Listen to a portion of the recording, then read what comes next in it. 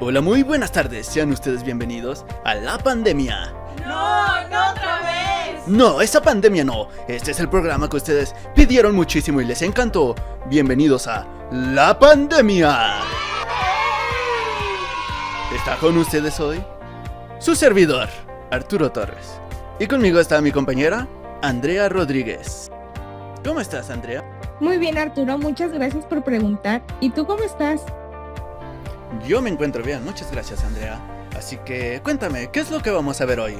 El día de hoy vamos a tocar uno de los temas más importantes de nuestra actualidad, la violencia hacia la mujer.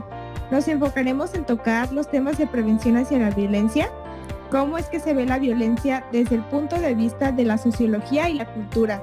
También veremos qué se puede hacer en caso de que sufras violencia con algunos ejemplos. La verdad que el día de hoy tenemos un podcast bastante interesante. Ya tenemos a 3 invitados especiales, los cuales entrevistaron a 3 profesionales, para profundizar un poco más en los temas que veremos el día de hoy. Los invitados del día de hoy son Esteban Flores, Ana González Ruiz y Xochitl Castellanos. Sean bienvenidos el día de hoy. Muchas gracias por la invitación. Y bueno, Arturo, ¿con quién te gustaría empezar el día de hoy? ¿Qué te parece si empezamos con Esteban? Porque tengo entendido que él nos va a hablar un poco de lo que es la violencia y nos acercará un poco a la violencia hacia la mujer. Bienvenido, Esteban. Cuéntanos, ¿qué es lo que nos puedes decir acerca de esto? Muchísimas gracias, Arturo y Andrea, por invitarme a su programa. Y claro que sí, la violencia contra la mujer ha sido reconocida como una violación de los derechos humanos básicos, la cual tiene consecuencias de largo alcance tanto para la mujer como para sus hijos y la sociedad en su conjunto. La violencia tiene secuelas adversas sobre la salud de la mujer, incluida la salud sexual y reproductiva. Y para esto les tengo un dato bastante interesante. Los resultados demuestran que las mujeres más proclives a ser víctimas de violencia intrafamiliar son quienes tienen menos educación, mayor edad y no trabajan por un salario. Conviven con sus hijos en el hogar y se encuentran inmersas en relaciones menos favorables, en vínculos de mayor duración.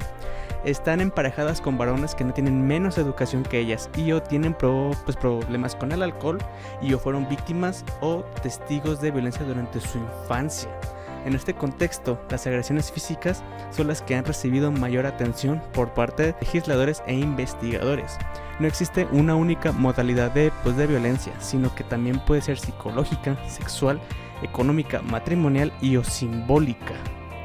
Y para esto les traigo una pequeña entrevista con el maestro Flavio Pinedo, en el cual vamos a indagar un poco más el concepto de violencia en el concepto social y cultural, y también de dónde proviene este concepto de violencia desde el ser humano, si el ser humano realmente su naturaleza es ser violento o no. Entonces, si les interesa mucho escuchar esta entrevista, vamos a ella. Hola, ¿qué tal? Buenos días, tardes o noches, sean bienvenidos a esta nueva entrevista, que el día de hoy vamos a tocar el tema de la violencia y en específico la violencia hacia la mujer desde el ámbito social y cultural. Y para esto tenemos de invitado al maestro Flavio Pinedo Márquez, licenciado en filosofía, en antropología, maestro en filosofía y ciencias naturales, doctor en filosofía y autor de diversos artículos y libros. Sea bienvenido, maestro Flavio. Buenas noches, Esteban, ¿cómo estás? Bien, ¿y usted cómo está el día de hoy?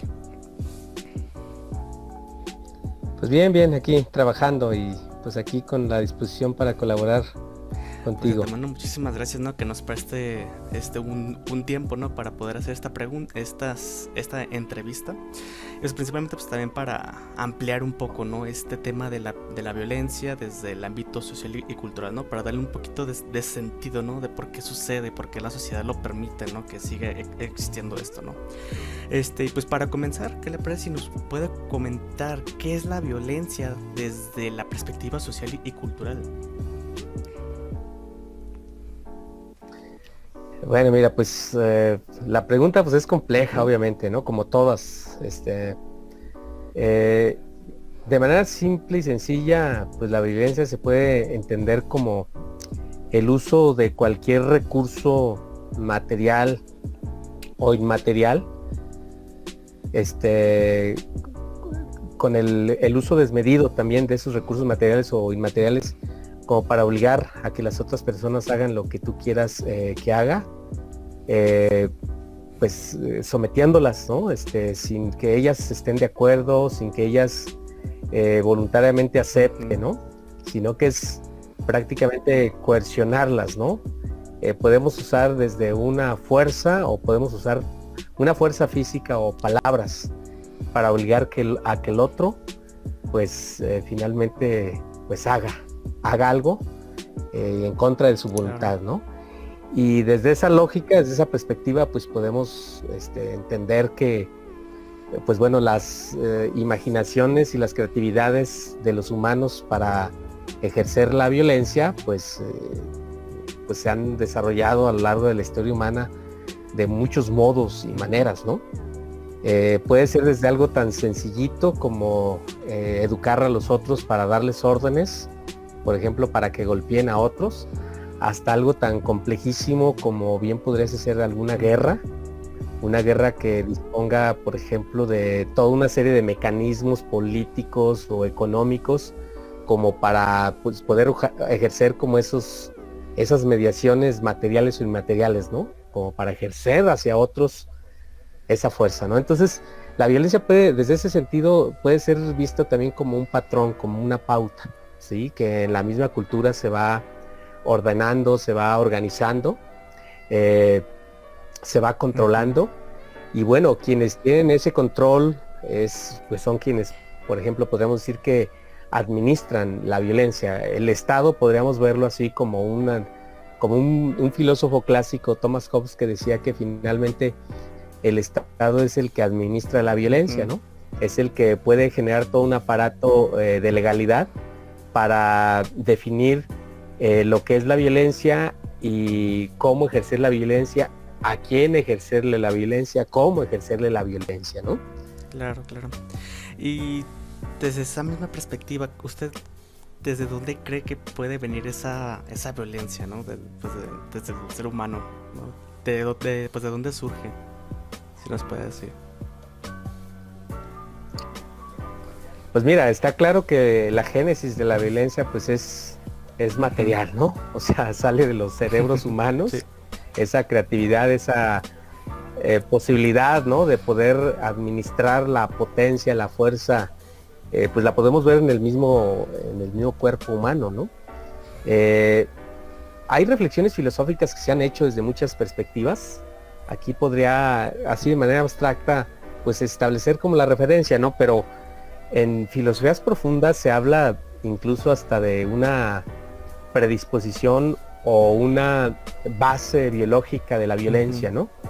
Que se puede incluso hasta como observar o se puede percibir en toda una serie de disposiciones que tienen que ver con características de orden biológica, ¿no? Como los instintos o como una cierta tendencia a la defensa del propio organismo, ¿no? Donde pues ahí incluso hay quienes hablan de bases cerebrales de la violencia, ¿no? Que en muchas especies animales las podemos encontrar como agresiones justificadas como para alimentarse, o agresiones que instintivamente se pueden como administrar, ¿no? En ciertas circunstancias, ya sea que el ambiente dé las condiciones o los instintos de los organismos, ¿no? De los animales. Y en el humano también lo podemos ver como de ese modo, nomás que pues como sociobiológicamente a veces se distingue entre agresión y violencia, es que la violencia pues adquiere otros cánones, ¿no? Adquiere otros modos, otras pautas, incluso hasta se puede planear, ¿no? O sea, no hay instinto que sea como el que esté a la base, o el que sea como la causa para pues ejercer como una agresión, ¿no? Sino que aquí la creatividad e incluso pues todo lo que podríamos llamar como conciencia, como pensamiento, se puede atravesar como para que tú organices ese ejercicio de la agresión, ¿no? Y los animales, por eso decimos que más bien los animales agreden, no ejercen violencia. Ellos agreden porque están como más movidos por dispositivos más de orden biológico, ¿no? Y los humanos, pues no. los humanos ejercemos Claro. violencia, ¿no? Y pues podríamos decir, hay violencia desde que hay seres humanos, ¿no? O sea, es como muy difícil decir que la violencia es una invención de la modernidad o de la posmodernidad, ¿no?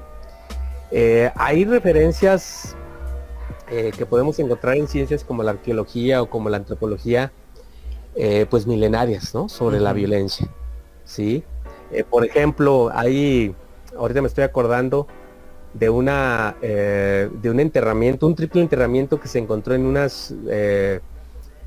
zona de la actual República Checa, que se llama Dominec, que fue un triple enterramiento donde se encontraron alrededor de hace unos 30,000 años 3 personas enterradas, donde aparentemente la persona del centro es una mujer y 2 de los lados aparentemente son hombres, ¿no? Cuando se hicieron los estudios forenses, pues ahí se encuentran más o menos como esas características por las osamentas, como para estipular el sexo de las personas.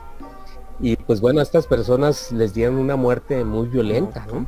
Al parecer ese enterramiento fue un enterramiento ritual con un claro simbolismo, porque bueno, a esas personas se les mató porque aparentemente pudieron haber violado una especie de como de norma social, de regla social que prohibía como algún tipo de relación, ¿sí? Aparentemente la persona del centro es una mujer y otra persona pudo haber sido su esposo y el otro pudo haber sido como su amante. Entonces, posiblemente el amante, ¿verdad? Con la mujer, pues tuvieron allí algo que ver. Y la sociedad ya tenía más o menos como algún tipo de registro social de alguna estructura, algo parecido a una familia o de cómo se tenían que estipular las relaciones. Y aparentemente ellos violan alguna de esas reglas y pues la sociedad decide aplicarles una violencia que se simboliza y se ritualiza ahí en ese evento, pero para que didácticamente quede como un ejemplo para el resto de la sociedad y que el resto de la sociedad pues acate esa regla o esa especie de norma que pudo haber estado socializado así, ¿no? Y ese es un registro que arqueológicamente se ha descubierto y se ha escrito mucho sobre eso, pero ahí podemos tener ya como un antecedente arqueológico, ¿no? De un tipo de violencia social administrada, ¿no? Como a modo de didáctica social, a modo de ejemplo público para que los demás entiendan cómo no tienen que comportarse. Pero así como eso, podemos encontrar muchos más, ¿no? Por ejemplo, está el Código de Hammurabi, que también pues es un ejemplo de cómo se puede justificar un cierto tipo de violencia administrada a quien viole tales y tales leyes, ¿no? Castigos estipulados, definidos. Y pues bueno, un castigo social finalmente es una justificación de cómo administrarle una violencia a alguien, por qué, para qué, cómo y en qué circunstancias se justifica. Claramente. ¿No? De hecho, se me hace muy interesante con esa perspectiva, ¿no? De que la violencia no es algo innato como muchos piensan, ¿no? Del ser humano, sino que es algo que pues se planea, como usted decía, ¿no? Es algo que uno lo aplica sabiendo por lo que está aplicando, ¿no? Y tomando esto en cuenta, ¿qué opina usted, principalmente por temas muy recientes, ¿no? Que es la violencia hacia la mujer. ¿Qué opina ante eso? O sea, ante ese punto en específico que está muy, muy arraigado actualmente, porque sí se ve en muchos lados, ¿no? Que hay muchos asesinatos o hay violaciones, etcétera, ¿no? Está como que muy al rojo vivo. Pues mira, pues ese tipo de violencia es un síntoma de las sociedades que hemos construido entre todos, ¿no? Pues yo pienso que cualquier violencia es dolorosa, a veces la sociedad la justifica, ¿no? La violencia. Y me parece que sí, las sociedades a veces de acuerdo a ciertas estructuras morales o de acuerdo a ciertas reflexiones éticas muy complejas y profundas, es como se puede justificar a veces una violencia. Por ejemplo, se puede hablar de una violencia revolucionaria, ¿no? Hay sociedades que han hecho revoluciones donde me parece que pueden tener toda la legitimidad habida y por haber, como para poder recurrir a una violencia y cambiar un estatus social, económico o político, ¿sí? Hay otras violencias como las guerras injustas, por ejemplo, o este tipo de violencia que citas, ¿no? Hacia las mujeres, ¿no? Que bueno, aquí pues especialmente ha habido sociedades que justifican la violencia hacia las mujeres, ¿no? Digo, hay que decirlo también de manera respetuosa. Hay sociedades, las llamadas sociedades matriarcales machistas, que las hay, y que ellas sí justifican el ejercicio y de una violencia hacia la mujer, y que bueno, en algún sentido eso puede ser reprobable por otros modelos de sociedad o por otros grupos de personas o por intelectuales y demás. Entonces las sociedades justifican el ejercicio de la violencia como quieren, y finalmente pues bueno, las sociedades se caracterizan por eso, ¿no? Porque ellas definen la normalidad de las conductas en función a patrones, ¿no? Patrones culturales que a veces es difícil como cambiar, ¿no? Que ni toda la reflexión filosófica que sucede en esa sociedad o todos los derechos conquistados por las mujeres que se pueden como matizar, pues impiden que esos patrones estén como sucediendo ahí, ¿no? Nuestras sociedades, por ejemplo aquí en México, toda esta pluriversidad de grupos étnicos y también de tipos de sociedades, ¿no? Hay que decirlo, ¿no? Digo, no es lo mismo que estés allá en el norte, a que estés en el centro, a que estés en el sur. Hay características culturales diferentes y me parece que pues la violencia es una característica, ¿no? De estas sociedades, ¿no? Más bien yo diría que hay personas, bueno, en contextos sociológicos existe un concepto que es el concepto de desviación. Sí, que bueno, por desviación se entiende como a toda aquella conducta que se sale como de una conducta considerada normal, ¿sí? Todas las sociedades tienen culturas dominantes y bueno, hay conductas que son consideradas o que son etiquetadas como conductas normales.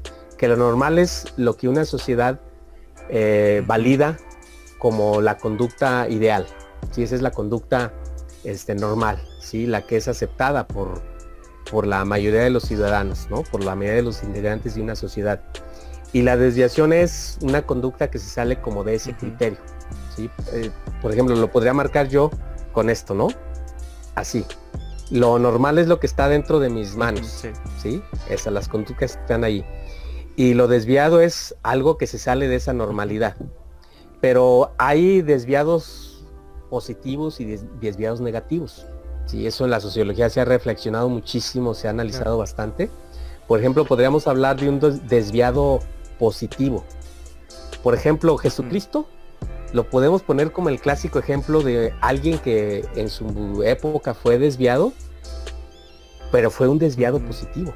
O sea, porque él desarrolló una moral, desarrolló una reflexión ética muy superior al grueso de la conducta normal. Sí. Digamos, ahí están todos los normales. Entonces, hay desviados positivos, desviados que son superiores, ¿no? A ese grupo de normales, ¿no?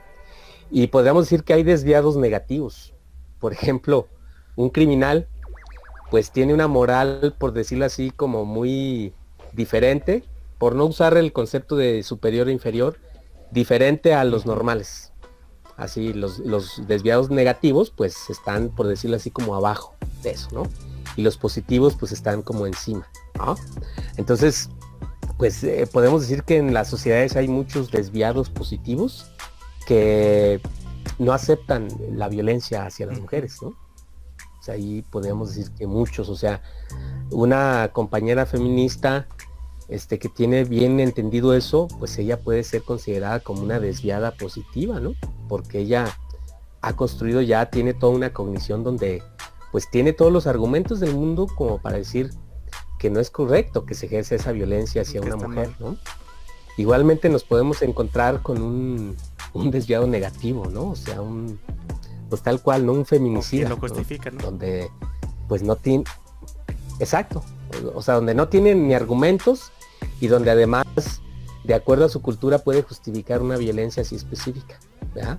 Desde esa perspectiva, pues, creo que siempre todas las sociedades, en todas las sociedades podemos encontrar criterios en la cultura, como para ver cómo esas conductas pueden ser justificadas o pueden ser rechazadas, o pueden estar como en un momento de discusión, de reflexión, de cuestionamiento y de cambio social, como aquí en México. Aquí en México hay toda una estructura, sobre todo en los grupos feministas y otros grupos también, digo, no nada más hay que decir que los feministas son los únicos que impulsan esto, ¿no?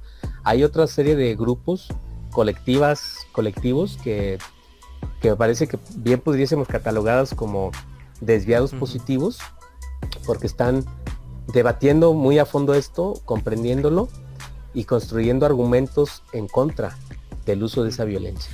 Y tomando eso en cuenta, o sea, ¿usted cree que sí se puede, o sea, uno se puede inhibir esos impulsos de, pues, de violencia como tal? Sí, por supuesto, esto tiene que ver mucho con la cultura, ¿no? A ver, pues yo nada más te preguntaría a ti. Digo, todos hemos ejercido violencia y a todos nos han ejercido violencia. Por ejemplo, cuando a ti te ejercen violencia, pues te preguntan nada más, pues, ¿cómo te sientes? ¿Qué sientes cuando te ejercen violencia? Y es la misma posición, ¿no? ¿Qué has sentido cuando ejerces violencia? A alguien más débil a ti, a un niño, a una niña, etcétera. Digo, pues es desagradable que te ejerzan y que ejerzas. Entonces, eso nos puede conducir a una reflexión sobre el modo en que nosotros tenemos una relación con la violencia, porque, bueno, pues hay que decirlo, nadie crece en un mundo sin violencia. El mundo en el que estamos es violento por definición. ¿Sí? Las sociedades no violentas no existen. ¿Sí? Todas las sociedades son violentas.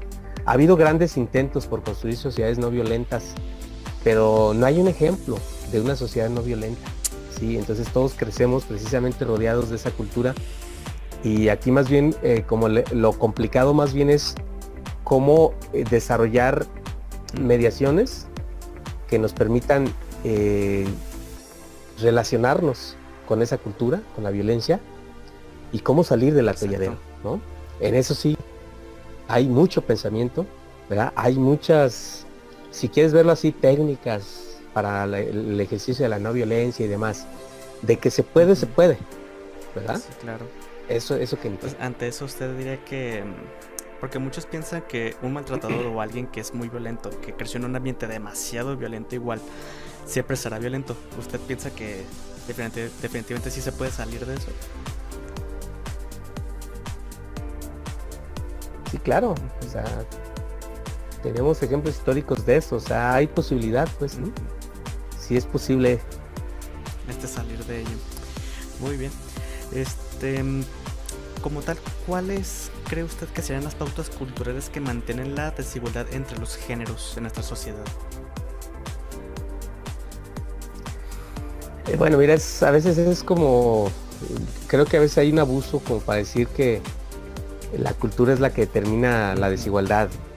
Digo, pues es muy difícil. Yo creo que si hablamos de desigualdad hay que hablar de igualdad, y yo pienso que la igualdad es posible que seamos iguales los humanos, pero pues la igualdad es casi una utopía. Somos desiguales hasta biológica, somos desiguales biológica, psicológica, económica, políticamente, ¿no? Es incluso dos seres humanos iguales biológicamente, ¿no? Iguales económicamente. Entre hombres y mujeres, entre niños y niñas, niños y adultos, abuelos y abuelas, pues siempre encontraremos características y cualidades de desigualdad, ¿no? Y bueno, creo que uno de ellos es también la violencia. O sea, la violencia es un modo también en cómo puede haber sistemas de privilegios, de cómo alguien puede ejercer violencia sobre otro. Como por ejemplo el padre es el que tiene pues el derecho o la obligación de ejercerle una violencia al hijo por las razones que se quieran, por enderezarlo, por conducirlo a un estatus o a un tipo de conducta deseable, y pues se justifica el uso de la violencia de un adulto sobre un niño. Y eso habla también, pues, por otro lado, de un esquema de desigualdad que incluso hasta ni comprendemos los humanos. O sea, nada más aparecemos aquí en el mundo y pues hay culturas complejas como las creencias que pues se imponen por criterio, ¿no? Generacionalmente. Y ni entendemos no entendemos ni la desigualdad ni la igualdad, ¿no? Y creemos que con reconocer un derecho, o como decir que bueno, ya les reconocemos la conquista de ciertos derechos al gremio de los obreros, a las mujeres o a los niños, y creemos que con eso ya automáticamente generamos un contexto social de igualdad, pero no es así, o sea, no es así. Cada derecho a veces implica toda una serie de energías sociales como para que se reconozca, y después que en la vida cotidiana aprendamos a vivir de ese modo. Y en ese sentido, pues la violencia es complicada como erradicarla, precisamente por eso, ¿no? Porque aquí tendríamos que ver más bien cómo esos mecanismos se usan y se generan en la sociedad. Y eso es complicado, ¿no? Complicadísimo. Demasiado. Y de hecho ahorita que toca ese punto de las creencias, ¿no? En específico de creencias de generaciones pasadas, ¿no? ¿Qué opinas sobre esa creencia masculina de que se justifica la violencia solamente para defender su honor, ¿no? Para defender como que ese ataque a su integridad? Pues es como cualquier otra de las culturas, ¿no? Que hemos construido los humanos. O sea, pues la honorabilidad, ese es un... se ha construido incluso, se ha planteado incluso hasta como un valor moral, ¿no? Pues los hombres hemos desarrollado eso como una manera de definir una dignidad que se merece alguien, ya sea por tu estatus social o por tu género o por tu posición económica, ¿sí? Entonces el honor es un tipo de dignidad que responde precisamente a eso, y pues pisotear ese honor, pisotear esa dignidad, pues puede justificar un mecanismo violento, ¿no? Como para recuperarlo o como para recobrar lo que no se está reconociendo o lo que se está perdiendo, ¿no? Y pues ahí han surgido infinidad de sistemas de percepción de cómo eso podría encontrar como en la sociedad mecanismos de salida, ¿no? Desde un simple duelo hasta algo menos violento como platicar y resolver las diferencias, pero pues aquí nos encontramos con el problema en cómo cada grupo humano va construyendo todos esos mecanismos. Y bueno, tocando un tema igual también algo más cercano a nuestra actualidad, como vemos las marchas feministas que hacen, que puede ser de manera algo abusiva o pacífica, pero pues a fin de cuentas al final siempre vemos como que intentan llamar la atención para que el gobierno o el Estado haga un cambio. ¿Usted cree que realmente el Estado pueda realmente hacer un cambio en ese aspecto? Ay, pues sí es posible. O sea, creo que la intención de una protesta pues es buscar otro mecanismo, un mecanismo más radical, como para generar una presión y propiciar cambios, ¿sí?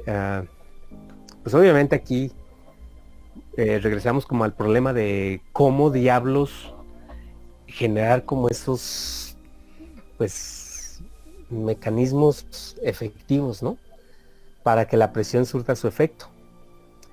Pues creo que una protesta, cuando se hace a partir de una legitimidad, pues adquiere fundamentos constitucionales, ¿no?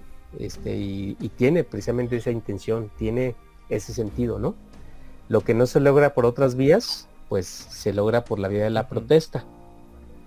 Y cuando es legítima, pues tendrá fundamentos constitucionales. Y los fundamentos constitucionales, pues, abren la posibilidad, ¿no? Y a veces eso mismo genera más simpatías de otros grupos.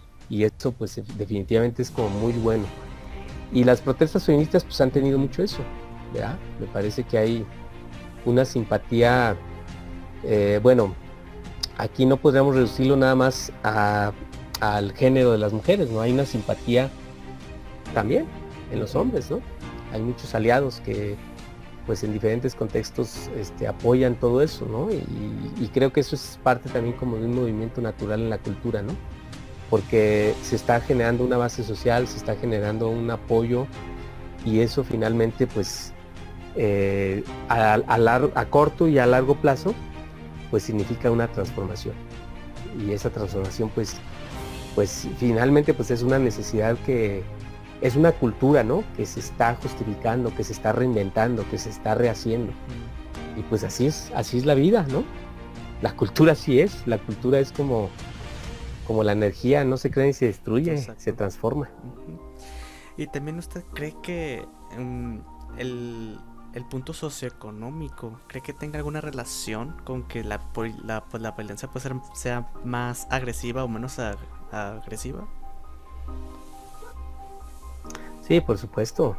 Sí, pues, velo, todas las guerras tienen ese componente, ¿no?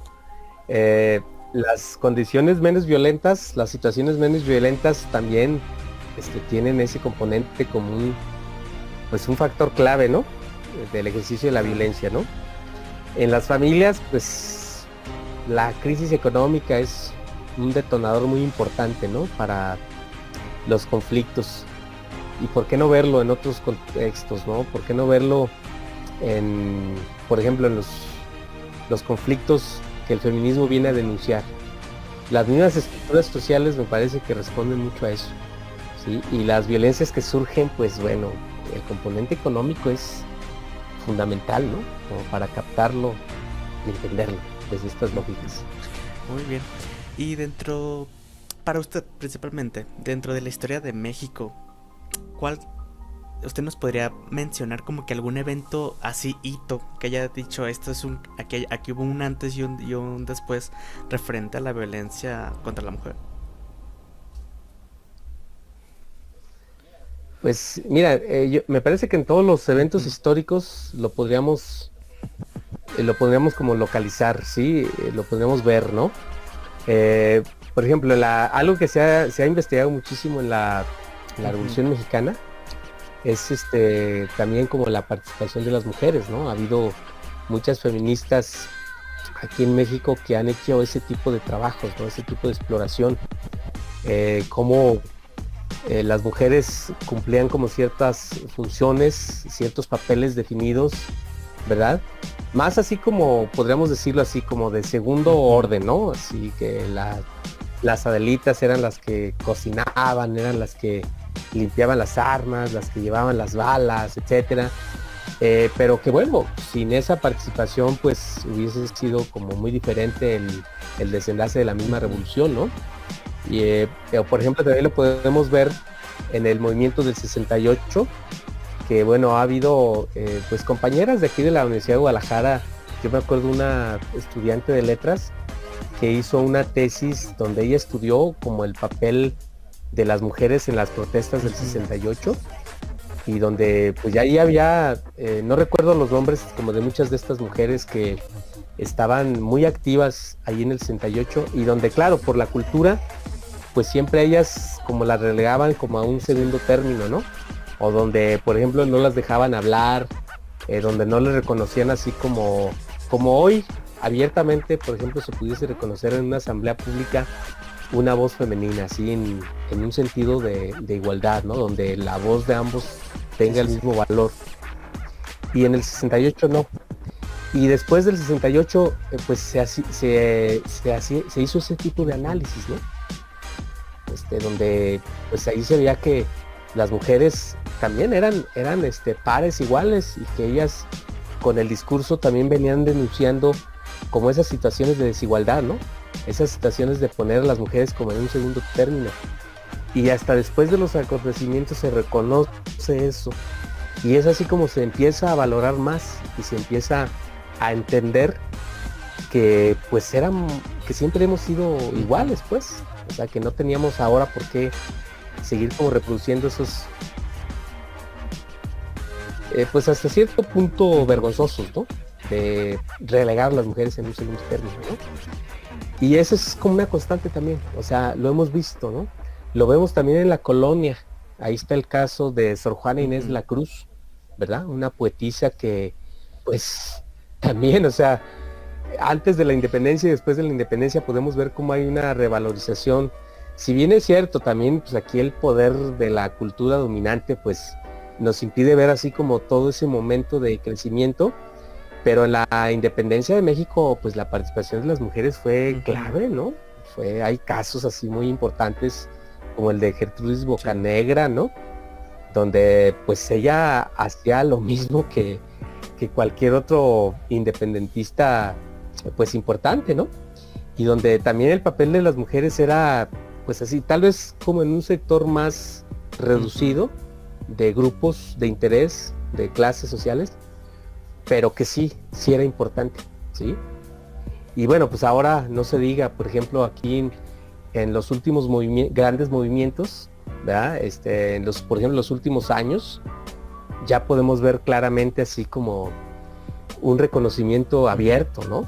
Donde incluso como este modelo de organizar como asambleas o encuentros, pues sí marca claramente una condición pues de apertura hacia todos, ¿verdad? Y de inclusión.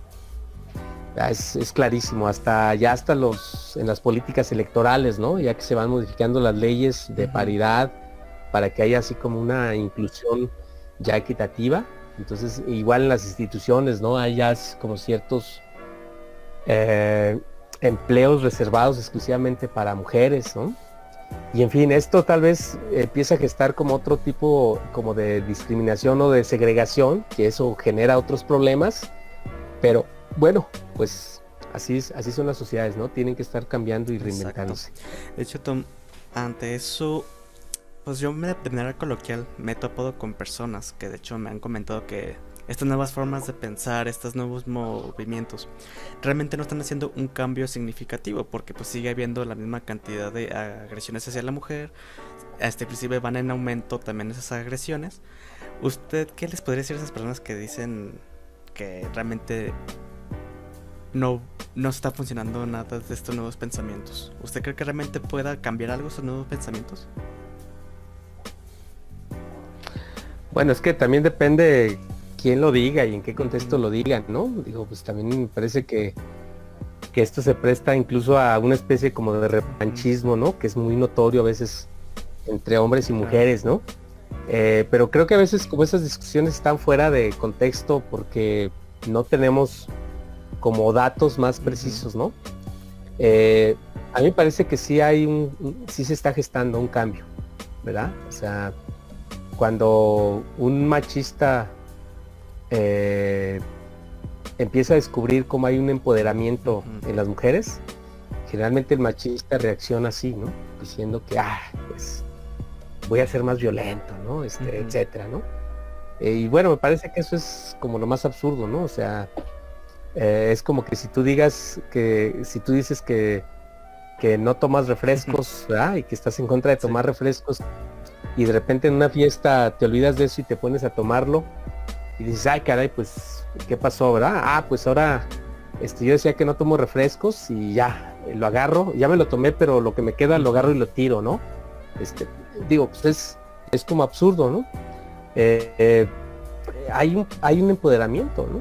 Eso es claro, ¿no? Aquí en México, por ejemplo, lo podemos ver en muchos niveles, ¿no? El empoderamiento, pues digo, siempre debió haber estado. Nomás que pues la desigualdad de género, pues se ha investigado mucho, se ha estudiado mucho y hay ciertas tesis así que vienen de la división sexual del trabajo y de las clases sociales y de la familia y el matrimonio que han matizado más la balanza hacia el género masculino que hacia el género femenino. Pero no olvidemos que también ha habido modelos de sociedades matriarcales, en donde los criterios han sido otros, ¿verdad? Y donde al parecer las mujeres cumplían con papeles muy importantes. Y bueno, ahora el hecho de que haya un empoderamiento, pues es parte también como de equilibrar una balanza, ¿no? De empoderarse. Yo pienso que cuando un ser humano se empodera, esto es porque él logra desarrollar una conciencia sumamente profunda sobre su condición. Y no solamente la condición de género, sino sobre su condición como ser humano, ¿no? Porque empoderarse no es únicamente, para aclarar un poquito, ¿no? Si una mujer se empodera, me parece que no es nada más empoderarse en relación al género, sino que también es empoderarse en relación a a tu condición como habitante de este planeta, ¿no? Como un ser humano con conciencia que puede entender cómo es la relación de hombres y mujeres con el ambiente, ¿sí? Donde el clima que estamos viviendo pues también implica con una colaboración de todos como para mejorarlo, como la pobreza, etcétera, etcétera, ¿no? Entonces un ser humano empoderado creo que es un ser humano que en primero tiene la posibilidad de tener una conciencia propia, en segundo tiene la posibilidad de tener una conciencia de los demás, y en tercero puede trabajar en mejorar las relaciones a partir de esa conciencia. Creo que eso es lo más interesante que le puede suceder a un ser humano, ¿no? Ahora, los revanchismos y eso, pues, digo, pues somos humanos, ¿no? Los humanos somos así de complejos, ¿no?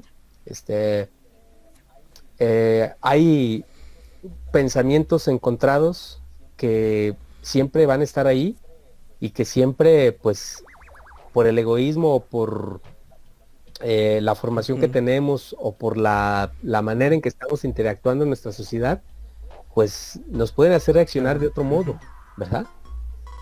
Y pues cuando una persona, la que sea, por ejemplo yo que soy maestro, cuando un alumno se empodera y me cuestiona, ¿verdad? Yo eso lo veo como algo, pues digo, está chido, está agradable eso, ¿verdad? Pues porque yo entiendo muchas cosas sobre el debate y sobre el empoderamiento y bla, bla, bla, pero puede haber maestros que se molesten, maestros que tal vez por su cultura no estén acostumbrados a que un alumno les cuestione algo o les lance una crítica, ¿no? En las mujeres es lo mismo, o sea, cuando una mujer se empodera y cuestiona a un machista es lo mismo, exactamente, ¿verdad? Los machistas no están acostumbrados que les digan, oye, ya, párale. Les cuesta trabajo reconocerlo, ¿no? Eso es lo complicado. Ahí es donde dicen que el vientador vive hasta que el oprimido pues lo permita, ¿no? O sea, ahí entraría como que esa frase como tal. Y bueno, pues ya para terminar, si usted tuviera la capacidad del apoyo pues gubernamental, el capital, ¿no? O sea, ¿qué mecanismo o qué sugerencia o pues sí, qué estrategia usted aplicaría para reducir esa violencia, ¿no? Contra la mujer?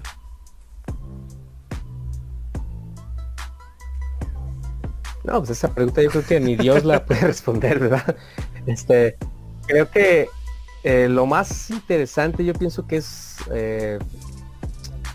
conocernos, dialogar, ¿no? Yo creo que eso sería lo más importante, ¿no? Pues los humanos no hacemos eso, no dialogamos, no nos conocemos.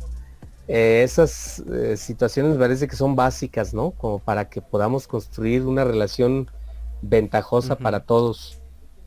Yo pienso que, bueno, a veces los que nos gusta reflexionar en las ciencias sociales decimos que es preferible invertirle a la educación, ¿verdad?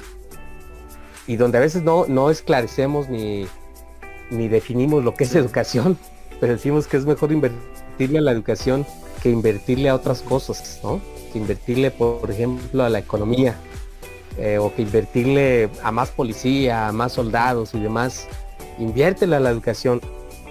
Y lo que yo pienso por educación es, pues eso, es que la gente se forme, que la gente, digo, yo preferiría, por ejemplo, que todos los habitantes de este país tuvieran una maestría o un doctorado, a que pues no tuvieran la primaria concluida.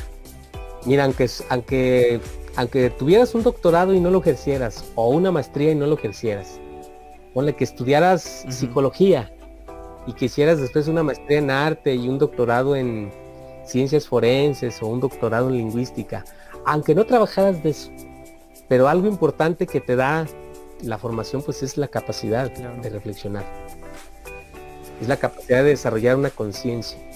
Entonces es mejor, para mí es mejor tener madres, aunque te digo, no ejerzan, pero una madre que tuviera una maestría en historia del arte, por ejemplo, yo preferiría que nuestras sociedades fueran así, ¿verdad? Que estuvieran formadas, y aunque se dedicaran a vender verduras, si tú quieres, ¿no?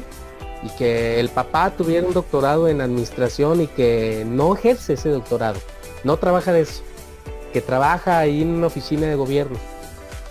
Pero eso, creo que la formación, o sea, sería como importante, ¿verdad?, darle eso a la gente, porque pues cuando menos desarrollas habilidades cognitivas, ¿no? Y ahí hay más posibilidades de hacer cosas, sí, con la formación de las personas.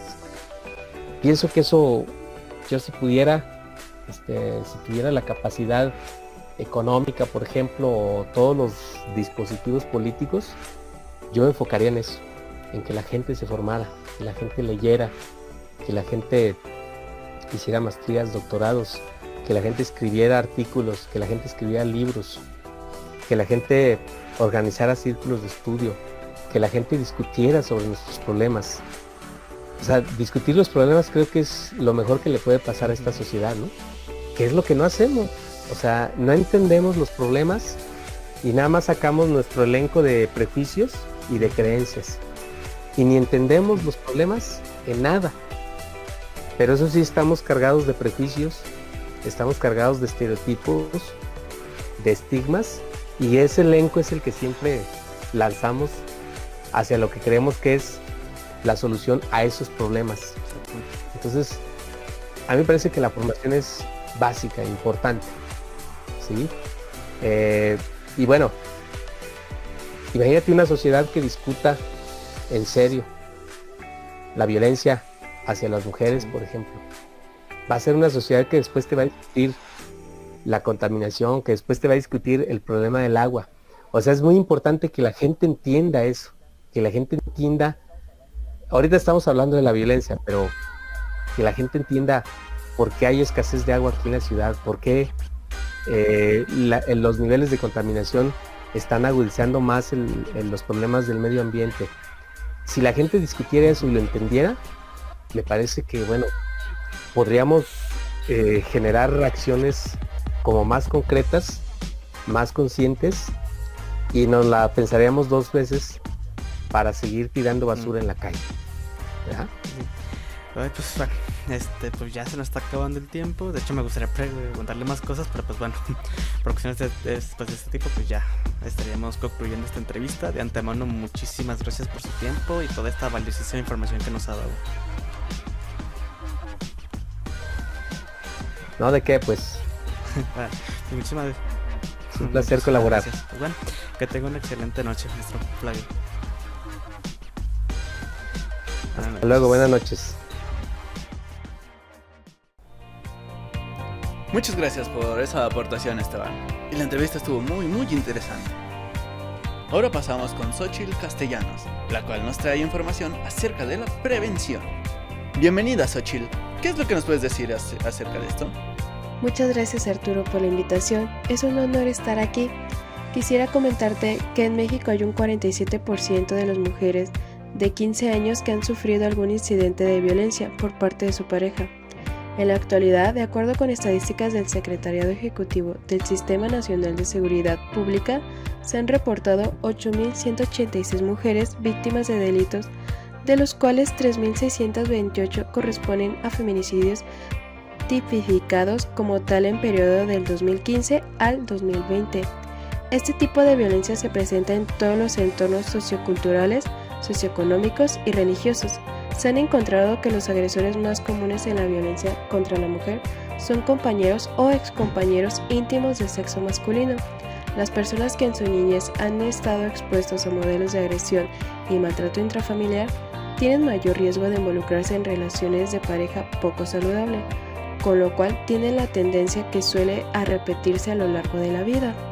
Antes que nada quisiera pedirles una disculpa en nombre de mi compañera Rocío, ya que por cuestiones personales no nos pudo acompañar en este espacio, pero nos envió una entrevista que realizó con base a esta información, donde hablaron de la prevención de la violencia contra la mujer para que las mujeres logren identificar ciertos rasgos para que no caigan en una situación de violencia. Hola, buenas tardes. Hoy vamos a hablar sobre cómo prevenir la violencia. Hola, ¿cómo está Carlos Bauche? Muy bien, ¿y usted? También. Rocío. Qué bueno. Entonces, para las personas que escuchan el audio, el objetivo de la entrevista es prevenir la violencia contra la mujer y saber por qué un hombre es violento, qué hace cuando es violento y cómo trabajar con él. Entrevistaré a Carlos Bauche, psicólogo, profesor de ITESO y codirector de Prosociedad. Me gustaría que nos respondiera algunas preguntas, ya que usted es el experto en el tema. Comencemos. Háblenos sobre a lo que usted se dedica. Sí, ¿qué tal? Bueno, yo soy codirector de una organización que se llama Prosociedad. Es una agencia de investigación y consultoría para desarrollo social y sostenible. Trabajamos con organizaciones, gobierno, empresas y agencias de desarrollo. Y dentro de las cosas que trabajamos son programas de prevención. Algunos de los programas de prevención tienen que ver con jóvenes u hombres generadores de violencia. Y pues básicamente eso es lo que hacemos. Mucho gusto. Muchas gracias por explicarnos en lo que se dedica. Entonces, básicamente a eso se dedica en la agencia Prosociedad. Es correcto. Es correcto. Y bueno, además soy profesor en el ITESO y doctorante también ahí en el ITESO en investigación psicológica. Muy interesante lo que menciona. Ahora, para entrar al tema en cuestión, ¿cree que es necesario usted que la mujer identifique qué es la violencia contra la mujer y se dé cuenta cuando existe la violencia contra la mujer para que pueda poner un límite y así poder llegar a la prevención? Sí. Bueno, antes que nada quisiera señalar que el punto de vista en el que yo estoy más familiarizado es con hombres generadores de violencia, entonces sí voy a contestarles algunas de estas preguntas desde esta posición, ¿no? En muchas ocasiones, en el caso de las mujeres y el tema de cómo darse cuenta, podemos hablar de que existe en nuestra sociedad una serie de relaciones o patrones que no identificamos como violencia. Hemos normalizado. Tal vez como ejemplo nos podemos dar cuenta de que a lo mejor cuando éramos chicas o chicos y estábamos en la escuela y se hablaba de la carrilla, ¿no? Había las chicas o los chicos que se echaban carrilla y los chicos que recibían la carrilla, ¿no? Esto era como normal hasta que empezaron a generarse las políticas de bullying y contra el bullying y esto nos hizo reconocer que tal vez algunos tipos de relaciones de los niños no eran relaciones saludables, eran relaciones de violencia, aunque antes le nombrábamos carrillo. Esto ocurre igual en el caso de las parejas. Muchas personas, muchas parejas aquí en nuestra sociedad mexicana, latinoamericana, vivimos violencia, pero no la reconocemos. La vivimos en la manera en cómo nos controlan o controlamos el comportamiento de los demás. Lo vivimos en la manera en cómo utilizamos el lenguaje como las agresiones, el sarcasmo, etcétera, también para hablar hacia los demás, o incluso también la violencia física llega a ser una forma en la que nos relacionamos entre las hombres y mujeres, y en algunas ocasiones las personas lo ven como una situación normal. En ese sentido necesitamos dejar de normalizarlo, darnos cuenta que estas relaciones nos están haciendo daño, nos perjudican, y por eso necesitamos visibilizarlo, ¿no? Entonces la respuesta es que definitivamente es necesario que la mujer identifique que es violencia, que identifique no solo la violencia obvia, sino la no obvia, como por ejemplo la violencia económica del hombre proveedor, que primero parece ser como muy bonito este tema de que el hombre se encarga de los gastos, pero luego la mujer no puede tomar decisiones porque pierde su capacidad de tomar decisiones, porque el hombre controla las decisiones de su pareja a partir de darle o no más dinero, ¿no? Entonces, pues ahí hay un montón de formas que toma la violencia. No sé si respondí tu pregunta. Sí, es necesario, pues sí, que se identifique, ¿verdad? Sí, la respondí. Entonces vamos a la 4. ¿Tener autoestima alta es un factor indispensable para prevenir la violencia contra la mujer?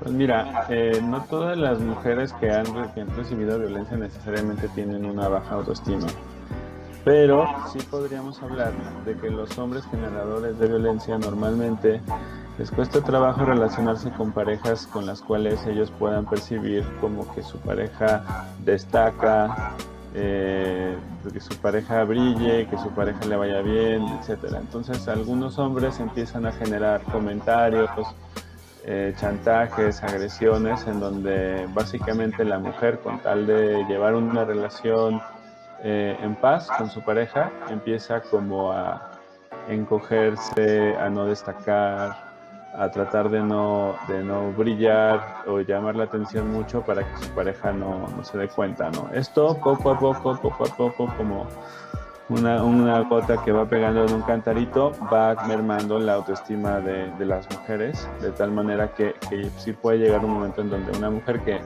tenía buena autoestima la acaba perdiendo en una relación, ¿no? Entonces, bueno, puede ser que los hombres busquen mujeres en donde ya existe una autoestima baja, pero también puede ser que más bien esto se vaya dando poco a poco. Sí, pues intervienen las dos variables. Entonces, respecto a los factores, ¿usted considera que diversas etapas de la infancia pueden ser un factor determinante para ser víctima de violencia y o violentar? Por ejemplo, regaños, palabras o acciones fuertemente aplicados en etapas fundamentales para la vida de los niños y de las niñas.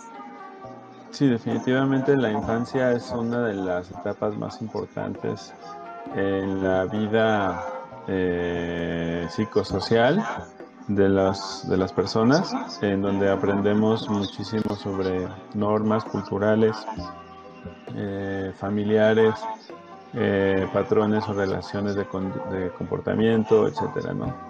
Esto puede, en este caso particular, puede verse mucho en un contexto en donde niñas o niños vivamos, por ejemplo, en una familia o en una comunidad en donde exista cierto tipo de trato, y este trato lo empezamos a ver como un trato normal entre, pues cuando mis papás se pelean, mi papá le golpea con la escoba a mi mamá, por decir algo, ¿no? Entonces empezamos a ver eso, y aunque esa violencia no la recibamos de manera directa, el hecho de ser testigo de esta violencia tiene un efecto como de replicador, ¿no? Repetimos el ciclo de violencia cuando crecemos, muchas veces porque tenemos normalizado ese tipo de patrones, ¿no? Los roles de género juegan mucho en este tipo de casos. Nos damos cuenta de que normalmente cuando somos chicos, a lo mejor la pareja hombre es más agresiva, la pareja mujer es más sumisa. También lo podemos ver con los hermanos, y entonces en estos roles también vamos generando identidad, ¿no? Entonces pensamos que es normal que los hombres puedan ser más agresivos, que es normal que las mujeres puedan, pues se tengan que aguantar o que tengan que recibir este tipo de trato, etcétera, ¿no? Sí, definitivamente la infancia sí influye mucho, puede ser violentado para violentar. Entonces, la 6, ¿por qué un hombre es violento y qué hace que un hombre sea violento? Bueno, hay muchísimos factores que se han estudiado alrededor de la violencia. Existen factores biológicos, psicológicos, sociales, culturales, etcétera, ¿no? Entre los factores biológicos hay proteínas que se han estudiado, la producción de testosterona, que también está asociada a mayor agresividad, entre otras cosas, ¿no? Sufrir un traumatismo cráneoencefálico también puede ser un generador de violencia posteriormente. También existen como factores psicológicos, por ejemplo, el locus de control externo, victimizarte, echarle la culpa a los demás de lo que te pasa, manejar de manera pobre tus emociones. Y a nivel cultural, como lo hemos platicado, pues normalizar ciertas conductas que son más agresivas o más sarcásticas o más violentas físicamente, o incluso patrones económicos, ¿no? De donde el hombre es el proveedor, la mujer es la que tiene que obedecer, el hombre es el jefe de la casa, la mujer es la que tiene que ayudarle a su marido, y esto pues lo vemos hasta en la religión también, ¿no?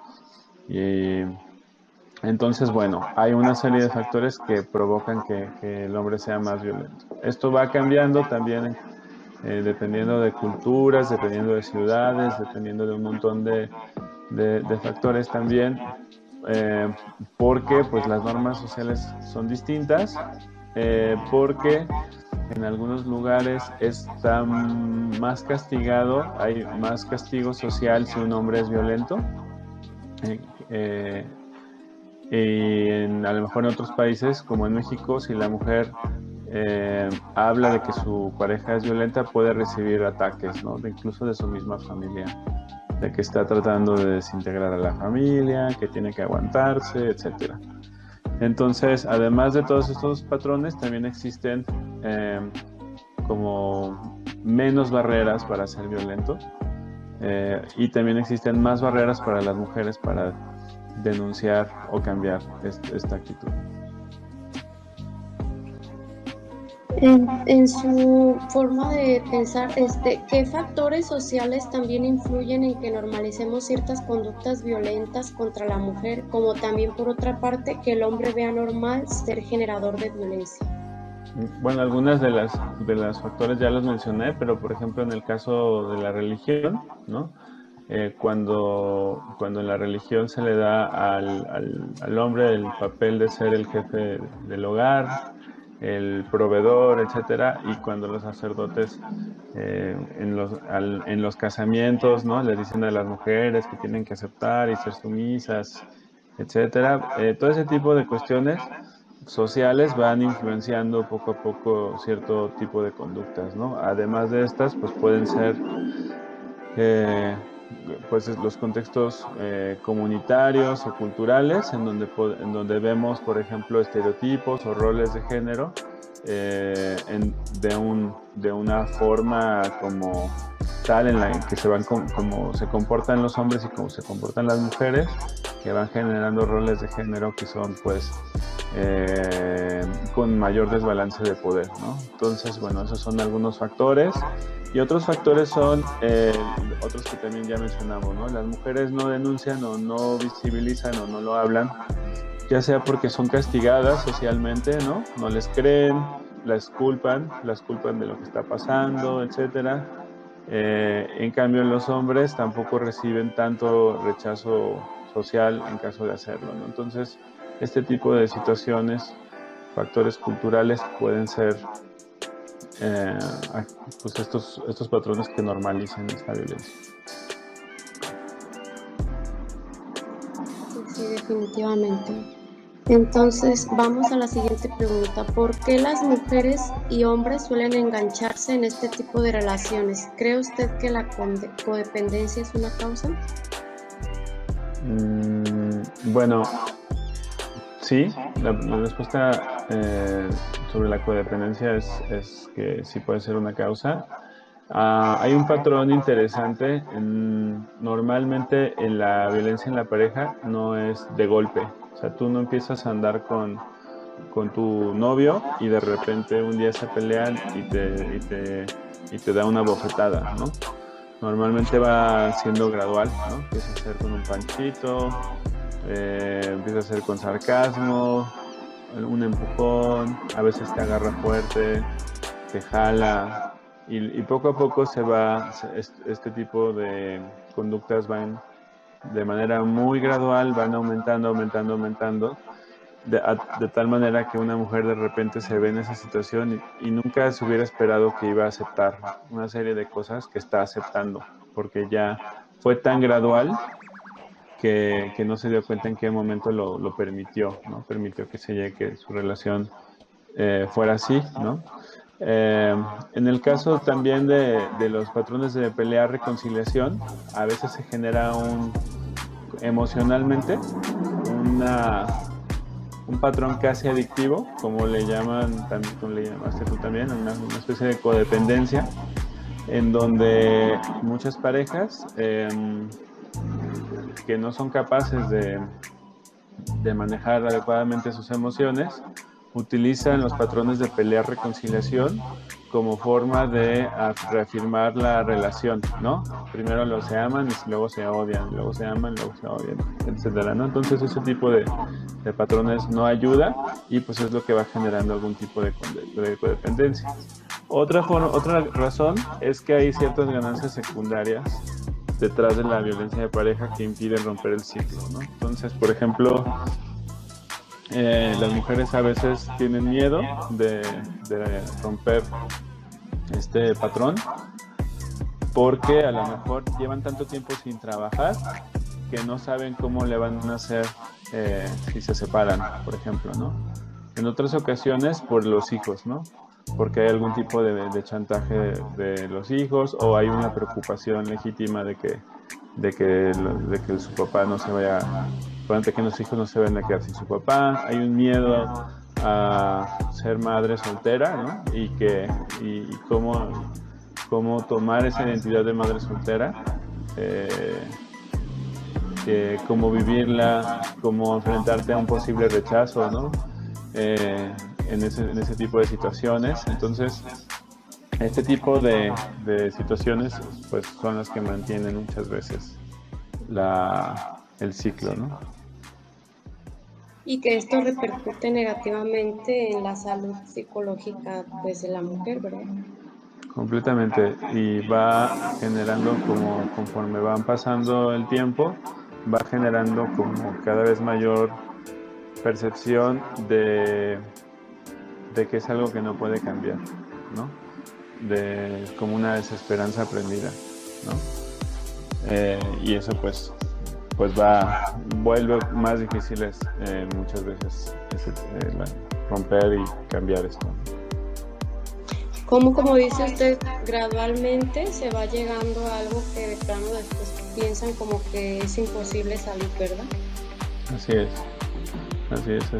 Y este patrón de pelear-reconciliación puede ser muy adictivo también, no solo para hombres, sino también para mujeres. Entonces, pues a veces aguantaste un jaloneo, pero a la siguiente vez fue un jaloneo y algo más, ¿no? Y luego algo más, y luego algo más, y de repente ya estás en una situación que no puedes controlar. El mismo hombre siente que no puede controlar su generación de violencia, o sea, es algo muy curioso. El hombre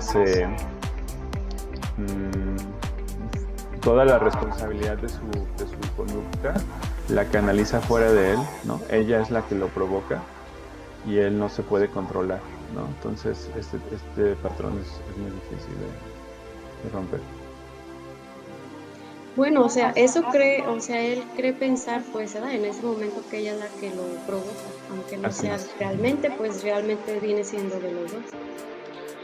Exacto, no, y de hecho más de él, o sea, es una percepción, es el locus de control externo, una percepción de que tus conductas están siendo controladas por el exterior, algo ajeno a ti.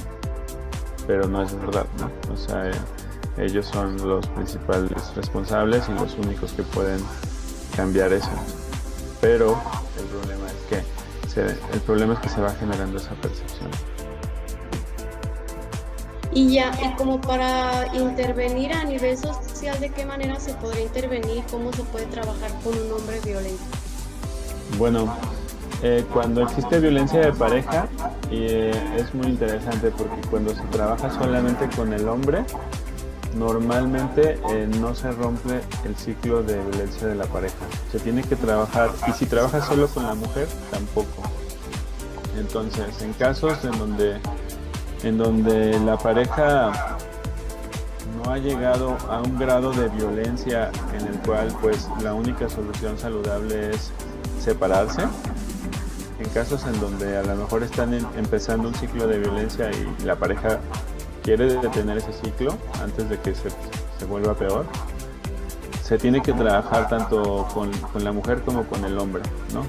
Con la mujer se trabaja normalmente terapia centrada en el trauma, se trabaja también como cuestiones como de atención a víctimas, y con el hombre se trabaja normalmente manejo de la ira, control de impulsos, consumo de alcohol también, porque está muy asociado. De hecho, aunque la violencia es permanente, cuando el hombre está consumiendo alcohol, normalmente el nivel del daño físico a las mujeres es mayor, ¿no? Entonces muchas veces los casos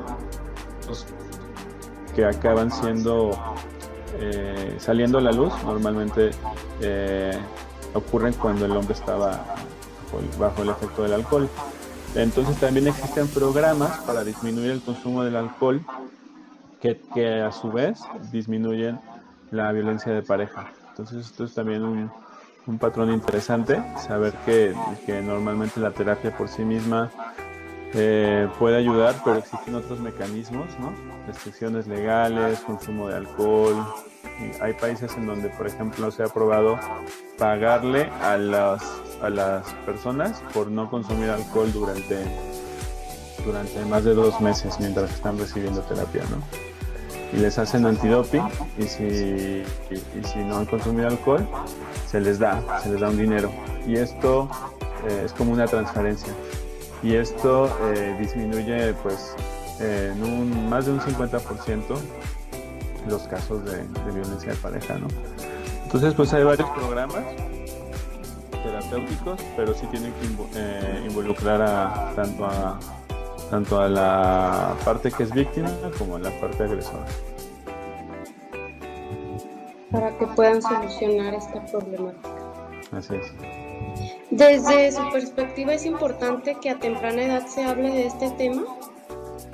Sí, es muy importante porque muchas mujeres vivimos en una cultura en donde las mujeres sufren más en silencio. No le cuentan a nadie o le cuentan a muy poquitas personas lo que están viviendo, ya sea que estén viviendo una situación de que les avergüence, un caso de abuso o de acoso o cualquier otro tipo de violencia. Entonces es muy difícil de detectar en este tipo de situaciones. Lo viven con culpa. Algo que ha ayudado mucho es, por ejemplo, visibilizar este tipo de casos, hablarlos, generar como rituales, ¿no? En donde también las mujeres hablen de su experiencia. Ha hecho que otras mujeres se animen a contar su experiencia y a pedir ayuda, ¿no? Saber darse cuenta que no están solas. Entonces es un efecto medio catártico, se podría decir, pero al mismo tiempo que le ha ayudado a muchas mujeres a pedir ayuda, ¿no? Entonces, algo que sería muy importante es hablar del tema, saber que es normal, saber que no es su culpa y que pueden hablarlo, que pueden hablarlo, ¿no? Saber que no es normal y que no es su culpa. Sí, para que no se normalice este tema de la violencia. Sí. ¿Qué consejo usted brindaría a todas las mujeres que están siendo violentadas y a los hombres generadores de violencia?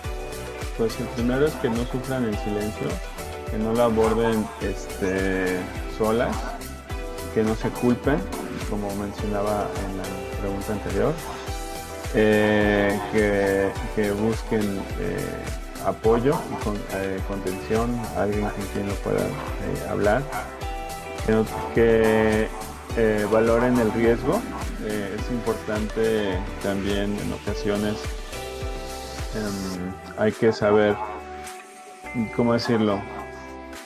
Hay situaciones que han ocurrido en donde el esposo se pone aún más violento si lo habla, ¿no? Entonces eso hace que tengan más miedo de hablar.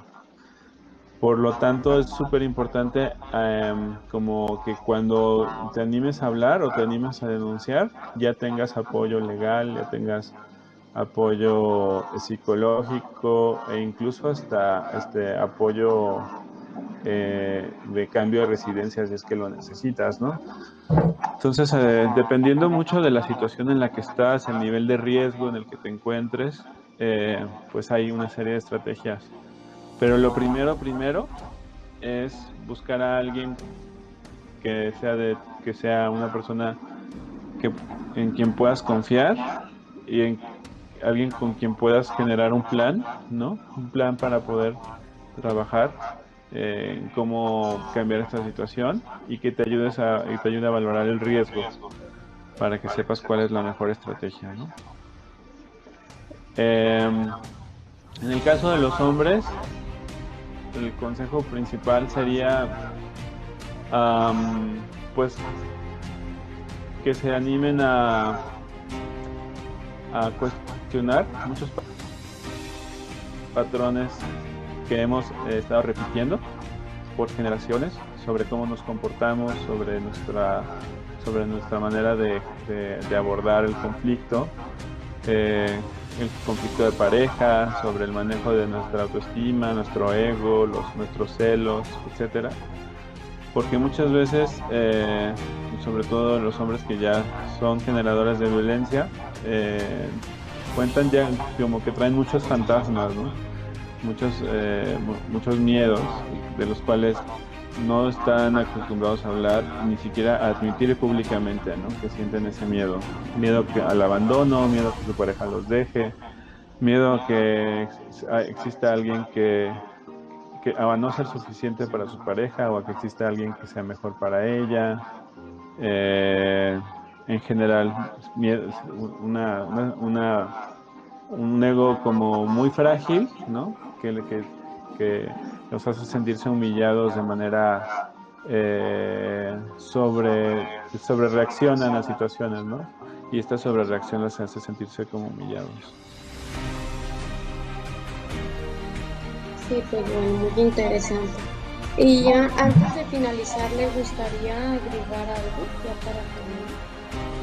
Sí, bueno, lo primero es que es un campo muy importante, en el campo de la psicología, trabajar estos temas. Existen muchos tipos de violencias que se pueden trabajar desde un punto de vista psicológico. La violencia de pareja, la violencia intrafamiliar, ¿no? De padres a hijos, hermanos, la violencia de calle, etcétera. Hay muchas violencias que romper, que necesitamos aprender a cambiar como sociedad. Y el trabajo de los psicólogos es muy importante, ¿no? Que no inventemos la rueda, que existen protocolos con evidencia, evaluaciones que han mostrado que son más efectivos unos que otros. Entonces, que por profesionalismo y por ética escojamos aquellos protocolos y métodos de trabajo, no los que más nos gusten, sino aquellos que creemos que funcionan mejor, ¿no? Porque al final lo que estamos haciendo lo estamos haciendo para alguien más. Tercero es que hay muchas organizaciones que pueden ayudar a los psicólogos a profesionalizarse y a las mujeres y hombres a tratarse, ¿no? Entonces, se pueden acercar a la Secretaría de Igualdad Sustantiva, las unidades de atención a víctimas de la violencia intrafamiliar, a fundaciones como Fundación Paz, para poder profesionalizarse o para poder trabajar algún problema. Pues muchas gracias, Carlos Ponce. Muy interesante esta entrevista para prevenir la violencia contra la mujer. Muchas gracias, Xochitl y Rocío, por su aportación. Ahora pasamos con Ana González. ¿Qué nos traes hoy, Ana? Gracias, Arturo y Andrea, por la invitación a este programa. Pues como ya lo hemos visto anteriormente, nos damos cuenta de que la violencia es un tema muy arraigado en la sociedad y un problema que deberíamos de combatir. Para esto, tanto la sociedad como los gobiernos se han encargado de formar instituciones que ayudan a las mujeres que sufren de violencia, cómo lidiar con el problema, qué hacer después, cómo denunciar y otras cosas que tienen que ver con este tema. Y para conocer más de este tema, mi compañera Xochitl Castellanos y yo realizamos una entrevista a Blanca, que es una auxiliar en una de estas instituciones, donde nos habla de su labor. Bueno, esta entrevista se la haremos a la señorita Blanca. Esta entrevista hablaremos del trabajo que desempeña en una institución que se acerca a mujeres violentadas. Blanca es actualmente una auxiliar de este programa que se dedica a las mujeres que han sufrido de violencia. Ella se ha desempeñado en el área de la psicología organizacional, ha sido docente, se ha acercado a la psicología forense y a la psicología jurídica. Ha tenido varios cursos como la elaboración de dictámenes en las ciencias de la salud, y ha tenido varios cursos que se especializan en los derechos humanos. Entonces, la primera pregunta es, ¿nos podrías decir en qué consiste tu trabajo? Claro que sí. Muchas gracias por esta presentación. Antes que nada, hacen que mi trabajo suene muy importante. Y bueno, respondiendo a esta primera pregunta, ¿en qué consiste mi trabajo? Actualmente trabajo en un programa que se implementa como una medida de monitoreo en favor de las muchas mujeres, niñas y niños, cuyos hogares no son espacios seguros, ¿va? La función principal de este programa es dar seguimiento telefónico a esas mujeres que son víctimas de violencia, con el fin de asegurarnos que ellas se encuentran bien, que ellas se encuentran seguras. Este programa fue creado precisamente por la necesidad de brindar atención a casos de violencia que se incrementaron a raíz de la pandemia, ¿no? O del aislamiento por la pandemia. Entonces, en eso es en lo que me estoy desempeñando en este momento. Okay. ¿Cómo llegaste a este trabajo o por qué te interesó este tipo de área? Bueno, pues yo llegué precisamente a este trabajo, a este puesto, a esta institución, gracias a un buen amigo mío de la universidad, que él ya trabajaba como terapeuta en esta institución, y pues bueno, me invita a formar parte de esta lucha. Yo previamente, aparte de estar en el área de recursos humanos, la docencia, ya había trabajado yo un poquito con dictaminación pericial, y había trabajado, había prestado mi servicio social como en esta parte de psicología jurídica y forense, ¿no? Entonces, pues ya más o menos estaba un poquito empapada de esta parte de delincuencia, violencia y demás, ¿no? Y bueno, con esta parte, con esta institución, con esta invitación, me permiten pues incluirme ya un poquito más de fondo específicamente en el tema de la violencia de género, ¿no? Que es algo en lo que no había trabajado de manera tan específica como lo hago ahorita. Ok. Mencionabas esta parte del aumento de la violencia en este tiempo de pandemia. A partir de ese momento empezaste a trabajar, pero esta institución en la que trabajas, ¿ya tenía tiempo antes o ya? La institución, perdón, te interrumpí. La institución ya trabaja en ayuda o en apoyo, en atención a violencia desde hace tiempo, pero con este incremento de esta situación de violencia debido al aislamiento, se implementa específicamente este programa en particular en el que yo estoy trabajando, un seguimiento más puntual, como más enfocado, para saber que esas personas, que esas usuarias, que esas mujeres están seguras dentro de sus domicilios, ¿no? Yo tengo, el programa inició casi con la pandemia, los primeros meses, y yo me incorporo más o menos como en noviembre. Entonces, que ya había iniciado el programa para cuando yo me integro. Ok. ¿Has visto como un incremento con lo de la situación de la pandemia? Sí, definitivamente, sí hay un incremento, y es precisamente por eso que se ve la necesidad de crear este programa, ¿no? Debido obviamente al aislamiento como medida para detener la propagación de coronavirus, pues obviamente los hogares para muchas mujeres, sus hijas e hijos, pues lamentablemente o se convirtieron en espacios no seguros, ¿no? Obviamente al convivir pues mayor tiempo con sus agresores, pues obviamente eso impacta muchísimo, ¿no?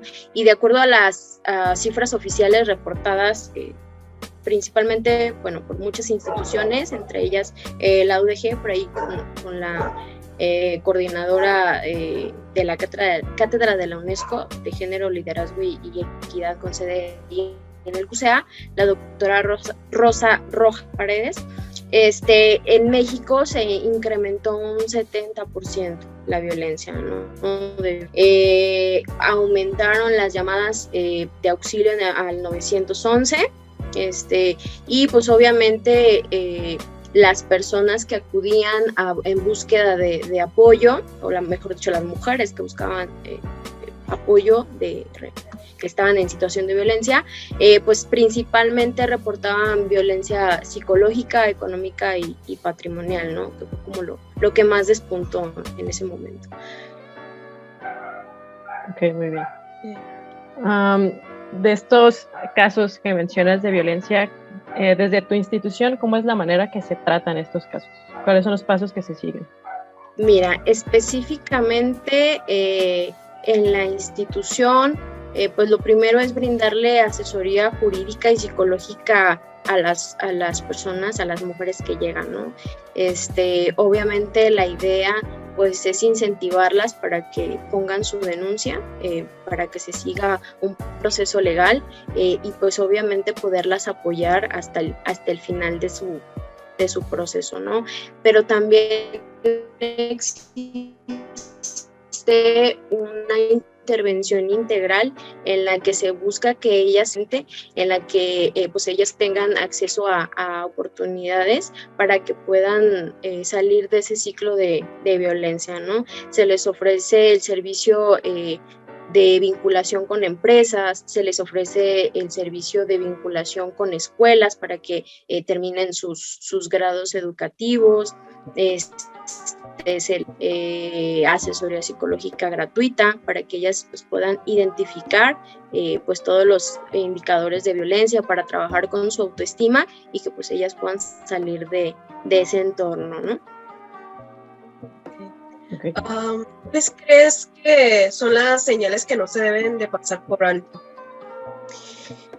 Híjole, ese es un tema muy, muy peculiar, que sí se debe de tratar con mucha urgencia. No sé si ustedes conocen o han hablado, escuchar del famoso violentómetro. Ahora sí que ahí vienen diferentes indicadores que te dicen o te dan señales pues de que estás pasando por violencia por parte de tu pareja, ¿no? O por parte de alguna persona.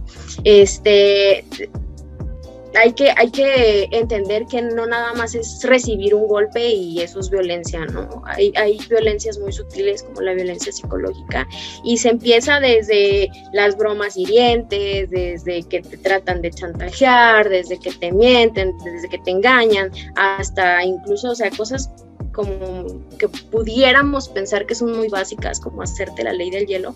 Esas cosas también son violencia, ¿no? Si se realizan dentro de una relación de pareja. Si la persona te cela, aunque sea por un mínimo, o sea, que digan, ay, es un celito de que me ama, o sea, esas cosas no existen, ¿sabes? O sea, el celo es el celo y hay que tener mucha atención en eso. Si la persona te quiere culpar, quiere ridiculizar, si te humilla enfrente de tu familia, de tus amigos, hasta esas bromas ligeritas que pudieran parecer inofensivas o que de pronto normalizamos, pero que son muy, muy importantes porque son un parteaguas para ir incrementando la violencia, ¿no? Y puede llegar hasta casos muy de violencia extrema, como ya los golpes, ya el abuso sexual, ya la violación o incluso la muerte, ¿no? Entonces, saber identificar desde el principio, desde estos pequeños detalles, que estás bajo indicadores de violencia, ¿no? Con estas pequeñas cosas y detener en buen momento para no llegar al tema de los golpes, que ya un golpe es violencia extrema, o sea, no es el golpe no es el inicio, es ya catalogado como violencia extrema. Okay, muy bien. Entonces se recomienda como tener esta atención en los antecedentes, ¿no? De estas bromas que mencionas para que no se genere la violencia ya física. Claro, definitivamente. Ok, muy bien. ¿Cuál crees que es más o menos el promedio de edades o contexto que tienen las personas que acuden por ayuda? ¿Tiene alguna coincidencia o son variadas? Mira, ahora sí que en tema estadístico sí me voy a reservar un poquito, porque es información sensible que yo manejo día con día y que no puedo comentar a la ligera. Sin embargo, sí te puedo decir que el objetivo primordial tanto de la institución como de todos los que colaboramos ahí, pues es brindar sin excepción atención integral a todas las mujeres, sus hijas e hijos que son víctimas de violencia de género, ¿no? Pues ahora sí que atendemos a todo tipo de mujeres de todas las edades, de todos los estatus y esferas económicas, ¿no? Entonces, pues esa es nuestra principal función o nuestro principal objetivo, brindar justicia para todas las personas, para todas las mujeres que están en situación de violencia. Okay. ¿Consideras que la educación o creencia tiene algo que ver con la violencia? ¿Me repites la primera parte de la pregunta? No te escucho muy bien. Sí, claro. ¿Consideras que la educación o crianza tiene algo que ver con la violencia? Fíjate que yo considero que sí. Obviamente la educación es la base de todo, la educación con base en el respeto, la educación con base en la igualdad son súper importantes para poder erradicar la violencia de género, ¿no? Y también la educación o la crianza con responsabilidades familiares compartidas, eso es súper importante para poder empezar a romper esquemas, para empezar a dejar de lado roles y estereotipos que de alguna manera pues fomentan, ¿no?, esta parte de la violencia de género. Claro, también siento que la educación tiene que ver mucho con estas recaídas, ¿no? De repente mujeres violentadas que regresan con sus parejas por el estereotipo o la creencia más bien de si me pega porque me quiere, y todos estos pensamientos que aún están muy arraigados en la sociedad. Creo que también es parte de por qué hay tanta violencia aún. Claro, cuántas mujeres no toleran maltrato, golpes y demás con frases como pues es mi cruz y pues yo soy la mujer y yo tengo que atender a mi marido y cosas por ese estilo, ¿no? Que de alguna manera fueron cuestiones parte de la crianza pues de esas mujeres, ¿no? Entonces sí, definitivamente poder erradicar eso es una ardua labor, ¿no? Entonces si nosotros comenzamos desde ahorita a tanto padres de familia, madres de familia, a educar a nuestros hijos con base en el respeto y la igualdad, o sea, entre todos los seres humanos, y con esta parte de, como te comento, de las responsabilidades compartidas, o sea, no nada más la mujer es la que limpia, ¿no? Nada más el padre es el proveedor y este tipo de estereotipos en los cuales estamos inmersos en nuestro país. Pues bueno, si empezamos a educar de una manera diferente, pues yo creo que podremos lograr el objetivo, ¿no?, de erradicar la violencia. Sí, claro.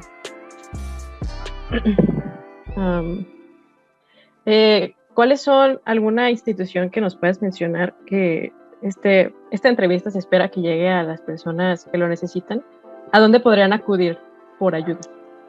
Mira, el principal lugar o el que está como más en boga, obviamente es el Centro de Justicia para las Mujeres, que es el que aporta una atención integral, porque no solamente es tú poner tu denuncia y listo, ¿no? Sino que te llevan por un proceso de acompañamiento desde que llegas, desde que te orientan y te hacen como preguntas generales para saber, para pasarte con un asesor jurídico, con un asesor psicológico, que te orientan en tema de más o menos incluso qué documentos requieres para poner tu denuncia, el seguimiento hacia ofertarte todos los servicios en cuanto a empoderamiento económico que tienen, empoderamiento educativo, asesoría psicológica, acceso a la justicia, ¿no? Obviamente la parte de abogados y demás, que luego para nosotros de pronto a veces lo primero que pensamos es, bueno, aparte del miedo, que es una cosa muy importante, pero lejos de eso pensamos, yo no tengo dinero para un abogado, o cosas por el estilo que lleven mi proceso. Entonces, pues la misión principal del Centro de Justicia, pues es ese, llevar justicia a todas las mujeres que sufren violencia y acompañarlas desde el inicio hasta el fin, ¿no? Hasta que terminen su proceso. Muchas mujeres piensan que solamente es la parte de poner tu denuncia y listo, ¿no? Y la verdad es que no. El Centro de Justicia ofrece un programa bastante integral, precisamente para que puedas salir de ese círculo de violencia, para que puedas autoemplearte o puedas tener acceso a oportunidades y que no tengas que depender económicamente del agresor, ¿no? Que a veces por esa razón las mujeres tienen miedo de salirse como de sus casas y cosas por el estilo, ¿no? O dejar pues su entorno, o el miedo de que te van a quitar a los hijos y demás. Entonces esta asesoría jurídica que te brindan, pues obviamente te ayuda para que tú tengas las herramientas legales y dejes de lado como esos miedos o esas cuestiones que luego llegamos a pensar, ¿no? También existe una división especializada en la atención a la violencia contra las mujeres en razón de género por parte de la comisaría de la policía de Guadalajara, de Zapopan. Se llama de ABIM, no sé si lo han escuchado o lo han visto. Ellos tienen una línea de atención especial para situaciones de violencia, en la que de manera inmediata pueden mandar unidades si es que te encuentras en un altercado, ¿no? O en una situación de violencia. Incluso te brindan, obviamente mediante tu proceso de poner tu denuncia y demás, si tú vives violencia extrema, te dan algo que se llama pulso de vida, que es un aparatito de geolocalización en el que si tú no puedes de manera inmediata, obviamente, marcar al 911 y dar todos tus datos y bla, bla, bla, tú presionas ese botón y en automático manda una señal a la policía para que una unidad llegue de manera inmediata a auxiliarte, ¿no? Entonces, si tú estás sufriendo alguna situación de violencia en el que el agresor está golpeándote, te está amenazando, te amenaza de muerte o lo que sea, trae una pistola, un cuchillo, ya, o sea, hay golpes y demás, pues de manera inmediata la policía te auxilia, ¿no? Entonces, sin tener que el celular y que dónde lo dejé y que llamo al 911, o sea, listo, presionas tu pulso de vida que debes de traer siempre colgado en tu cuello y con eso la unidad debería de llegar de manera pues inmediata, ¿no? También el DIF cuenta con espacios de atención, como es el Centro de Atención a Mujeres, de sus hijas e hijos, y tiene una red también de albergues en los cuales pues pueden dar seguimiento a estas usuarias, ¿no? A estas mujeres. También como adicional pues está el Centro de los Derechos de la Niñez del Estado de Jalisco, mejor conocido como Ciudad Niñez, y es para dar seguimiento a niños, niñas y adolescentes en situación de vulnerabilidad, y es donde incluso se llevan pues muchos de los procesos legales en favor de los niños y de las niñas que sufren violencia, ¿no? A causa de pudiéramos decirlo o tipificarlo de ese papá agresor que le golpea a la mamá, ¿no? Pues, por el estilo. Entonces, sí se lleva incluso también en el Centro de Justicia el proceso integral para la mamá, hijas e hijos, pero también existe un centro especializado que es Ciudad Niñez, en donde se le da especial atención pues, a niños, niñas y adolescentes, ¿no? También en mujeres hay varios redes de apoyo de mujeres que también ayudan a mujeres que están en situación de violencia. ¿Crees que nos podrías decir como algún consejo que les das a las mujeres que viven este tipo de situaciones? Pues mi consejo principal es verbalizarlo, buscar a alguien de confianza que pueda hacer un soporte para ti de ayuda, porque obviamente muchas de las mujeres que están en situación de violencia pues carecen de una red de apoyo que pueda ayudarlas, ¿no? a llevar este proceso de denuncia y de demás, ¿no? Entonces, pues sí verbalizarlo con alguien, obviamente desde que te das cuenta, desde que empiezas a ver esos indicadores, ahora sí que como dice el comercial, ¿no? Contárselo a quien más confianza le tengas, y una vez que lo verbalices, esta persona te puede ayudar pues a dejar como el miedo de lado, ¿no? Porque el miedo es un móvil muy fuerte que hace que desistas de realizar una denuncia, de darle como seguimiento, y que si voy y pongo mi denuncia y luego va y me busca y me amenaza para que la quite, y bueno, un montón de cosas, ¿no? Entonces, obviamente la siguiente recomendación que yo haría o el consejo que le daría, pues denúncialo para que las instituciones y Fiscalía del Estado pues haga lo pertinente, ¿no? Y abra una línea de investigación en contra de ese agresor, y que accedan al ofrecimiento de esos servicios que existen para ellas, porque nuevamente repito, a veces la creencia nada más es como, bueno, yo nada más quiero poner mi denuncia y listo, ¿no? Pero no solamente es eso, sino de verdad aceptar, conocer, darse ahora sí que la oportunidad de conocer toda esa gama de integral de servicios que tiene para la atención para víctimas, ¿no? Como lo comentaba hace un ratito, porque al final de cuentas son gratuitos, o sea, el Estado destina ese dinero para que ellas no tengan que gastar en nada de eso, ¿no? Y puedan romper ese ciclo de violencia. Ok, muy bien. Ya casi estamos por terminar. ¿Nos podrías decir cuál es esta parte que más se te complica de hacer este trabajo? Precisamente la parte más complicada pues es trabajar con ese miedo, porque existe un gran número de mujeres que no se animan a denunciar, que solamente pues piden protección de la policía, pero que no quieren o que no se animan a dar el paso, ¿no? De verse en un proceso legal. Trabajar con ese miedo para que ya estando dentro de una denuncia y el seguimiento y demás no desistan, porque también pasa eso, ¿no? Que luego a veces ya pusieron su denuncia, ya se animaron y todo, y a lo mejor al día siguiente dicen, ay no, ya no quiero poner mi denuncia, precisamente pues por ese temor de que su agresor vaya a tomar alguna represalia pues mayor, ¿no? Entonces esa es una parte bastante complicada de esta labor. Okay. ¿Y cuál es la parte que más podrías disfrutar en este trabajo? Yo creo que la parte más gratificante es el ver y el saber que las mujeres se encuentran seguras y libres de violencia, ¿no?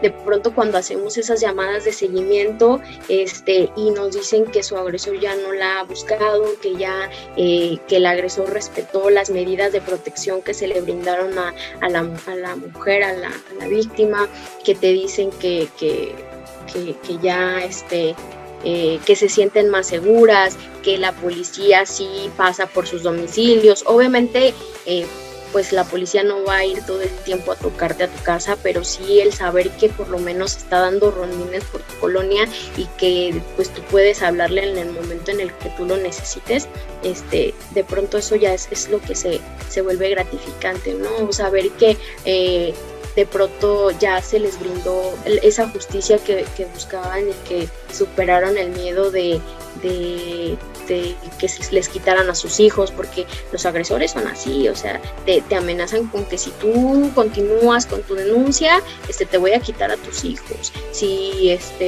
tú continúas con la denuncia, te voy a hacerle algo a tu familia, a tus padres, a tus hermanos, ¿no? Entonces, obviamente, pues estas amenazas, híjole, y si me la cumple, pues yo no quiero que me quiten a mis hijos, ¿no? Y hacen ese sacrificio de tolerar o de vivir esa violencia, pues obviamente con el fin de tener a sus hijos. Entonces, de pronto ver que esas mujeres ya están empoderadas, que ya tienen acceso a oportunidades en las que pueden ser ellas, pueden tener sus propios ingresos, que pueden pues ahora sí que disfrutar de su vida libre de violencia. Yo creo que esa es la parte más gratificante, ¿no? El verlas y el saber que ya salieron de ese ciclo de violencia. Y que tú fuiste parte de eso, ¿no? Aparte. O sea, es como bien gratificante. Bueno, pues de nuestra parte es todo. Te agradecemos el tiempo, el espacio que nos pudiste brindar y por trabajar en este tipo de trabajos, en estas áreas. Se me hace muy increíble y se me hace como satisfactorio saber que mujeres que no se quedan calladas empiezan a seguir hablando para ya darse ese miedo que tienen. Pues yo les agradezco mucho a ustedes, espero poderlas haber ayudado con todas las preguntas, y espero que esto sirva para que más mujeres levanten la voz y que, como dices, pues no se queden calladas ante la situación de violencia, que superen pues el miedo y que obviamente sepan que existen instituciones y programas que no las van a dejar solas y que van a estar ahí al pie del cañón con ellas, ¿no? Muchas gracias. Gracias a ustedes. Muchas gracias, Ana y Xochitl, por esa aportación tan importante. Y lamentablemente, amigos míos, el tiempo se nos vino encima y tenemos que terminar el podcast.